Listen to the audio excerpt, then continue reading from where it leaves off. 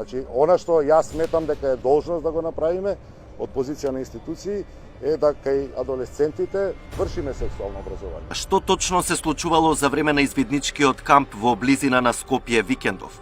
Малолетници се облекувале делови од облеката и симулирале секс пози.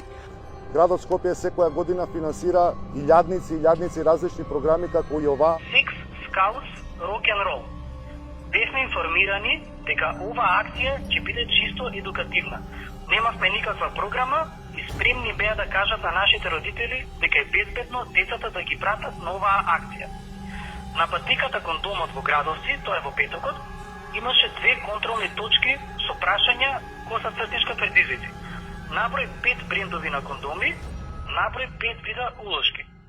Колку сексуални партнери сте имале вкупно како група од 4 деца? Тоа се 16 годишни деца. Едното дури нема полни 16. Во заграда над 10 се важи како точен одговор. Значи 4 деца вкупно имаат над 10 сексуални партнери на 16 годишна возраст го вреднуваат како точен одговор. Првата контролна точка.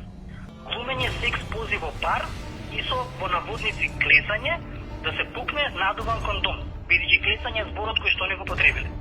Четврта контролна точка е боење гол дел од телото и оставање отпечаток на хамер. Секој учесник мора да остави различен дел од телото, во заграда не смее да се повторува, така што сме изфорсирани да оставиме отпечаток од што по-интимен дел од телото. Отпечатоците беа водувани, рака 10 поени, нога 10 поени, стомак 15 поени, задник 40, гради 60, машки полов орган 80, женски полов орган 80 бодови.